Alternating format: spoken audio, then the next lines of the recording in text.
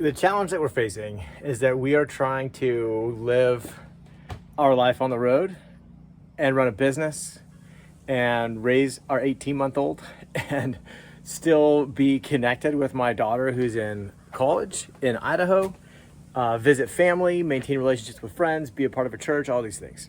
There are many obstacles to overcome.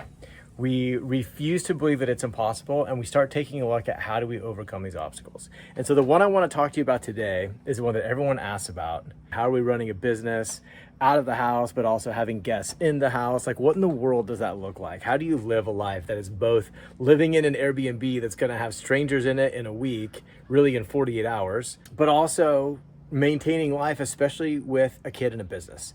I don't even know where to start explaining how we do this, but this is a really good time to see it. Right now, we are less than 48 hours out from hitting the road.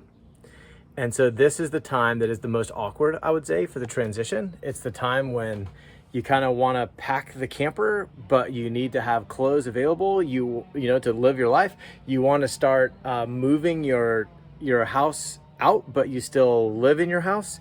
And it's kind of a strange place. So we've come up with some solutions, some ideas, ways that we do it, and I'm just going to share it with you so that you can see, in case you've ever thought of doing something like this, traveling and putting your house on Airbnb or some sort of platform for short-term rentals. I figure the best place to start is an awesome solution that we have. I'm going upstairs right now into the office where we run Steadfast Life Coaching, which is in our attic. So it used to be the attic converted to an office, and it's not accessible from the house. And so this is a huge blessing to us that we have this space that is not connected to the rental. Welcome in behind the scenes. I'm doing this without Whit's permission. This is where work happens. So we actually have a webinar that we're going to be doing, but we also have this area over here. So we've got Whit's clothes that she does take in the camper often, but not always, right? So like a down jacket like this.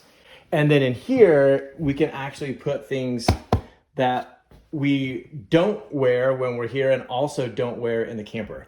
They're like those extra things that were in your closet that you thought, oh, this is so important, I can't get rid of them. This is my stuff that actually generally goes downstairs in the closet. These are clothes that I can wear in these next 48 hours because I don't need to pack them. Things like this laptop that's charging over here, getting ready for the road.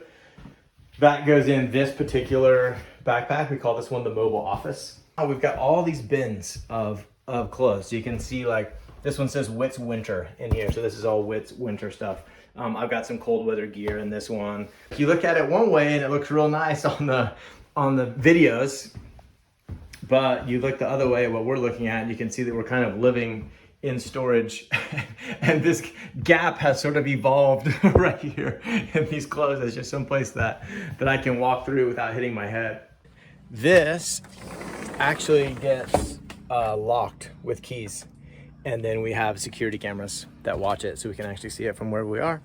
This is both where we sleep, but also what we need to have ready for the next guests that are gonna come in here. And so one of the cool solutions we've come up with are these bins right here. So like right now, they're just filled with towels, but they get filled with various things for this specific 48-hour period. Those are towels that we use for the shower. There are a couple that we are drying that we use for the towel.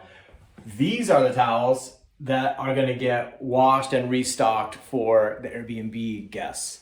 And so we don't use those towels. We'll put Maverick's toys in there. We'll put in the clothes like I was showing you upstairs that are just for this period, but not for the road and not for storage. Any little knickknacks, things that we like to have out when we're here, they go in these bins. And then when we get home, so we'll be home from this trip, Halloween, these bins will just be waiting in the garage for us. We'll grab the bins, bring them in as sort of part of our unpacking of the camper. And now that moves our towels back in, our clothes back in, Maverick's toys back in. And so everything kind of comes down to these bins that are just meant to store 48 hours of living things so that we can easily move them in and out. I'll show you what our closet looks like right now. Not like a normal closet. You can see I'm pretty packed up over here. So this is the way that my stuff goes into the camper. And so I just got it here on the shelf and I'm kind of half living out of it, half not while I'm here. But this is gonna have to be entirely cleaned out. Another kind of cool thing to see in here is what a bathroom sink looks like when you don't really live in your house. It's pretty funny. You know, if you look in here, you're gonna find there's not much stuff in there. We can look in this one. This is stuff that I take on the road. This is actually the bag that it all goes in. So it just sort of sits here, and I've been using it now for about 2.5 weeks. But it just kind of waits there for me. Here's one more kind of cool thing that's been a game changer for us. Sometimes we're in KOAs, sometimes we're in hotels, sometimes we're in the camper, sometimes we're in people's homes that are just nice enough to let us stay there.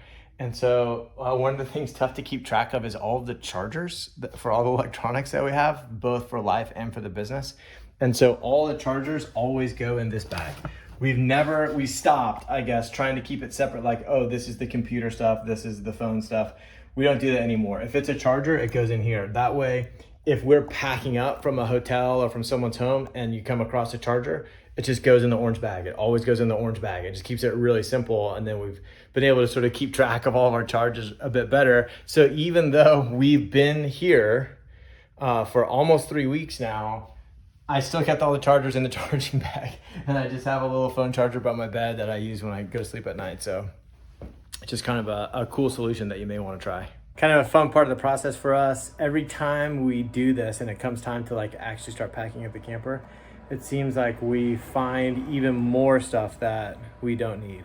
It's a funny revelation as someone in a consumer culture as you start doing something like this, limiting it so much and recognizing the value you put on having space in that camper, that there's just so much stuff that you don't need. So we usually end up with a pile like this. You can kind of see clothes and some baby stuff, etc. that Maverick doesn't need anymore. That's on its way to Goodwill. So that's kind of always one step in our process towards getting the camper. We've got to make sure we get all of these guys charged. So it's just a vacuum and then the drill.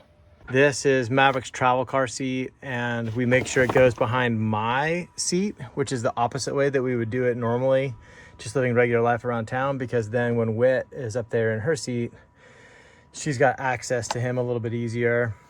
And then this guy right here is a game changer. We just want to make sure that this guy is fully charged up all the way to the green. It can turn over this diesel engine with 2 batteries in 10 seconds. I hook that thing up and it goes, even if it's fully dead.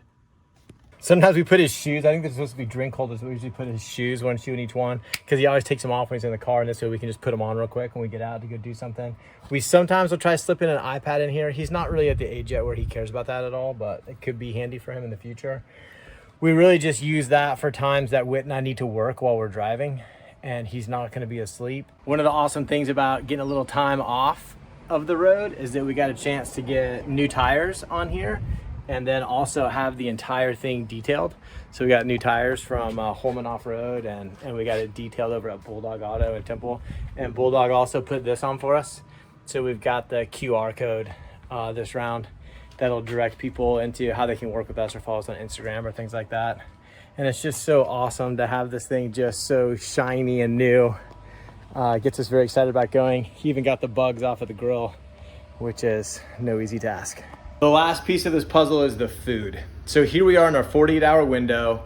We want the food out of here. There's food that we want in the camper, and we kind of live our life differently when we're at home than we do from the camper. A great example of that is that if we are at home, we would have something like cornstarch, right? We're not gonna take this in the camper. We don't have this with us in there, but it's something that we have in here because sometimes, I don't know, maybe Whit makes a cornstarch thing. I don't even know what that is, but it could happen.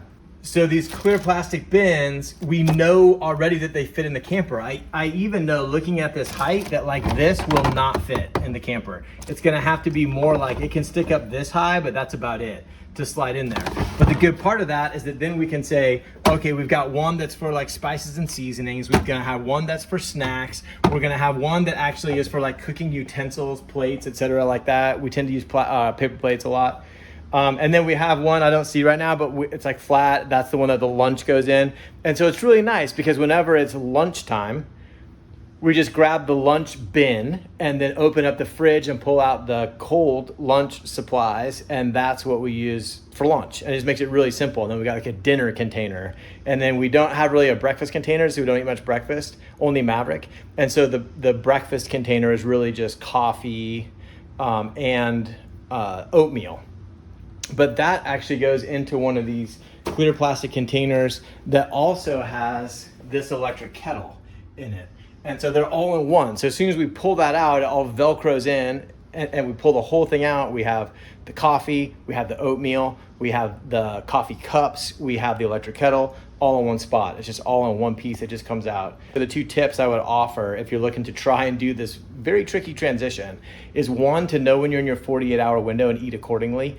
1.5, we'll say, find some neighbors that you know that they kind of know what you're up to, and it's not super weird if you bring them over some food and you're like, hey, I need to get rid of all this.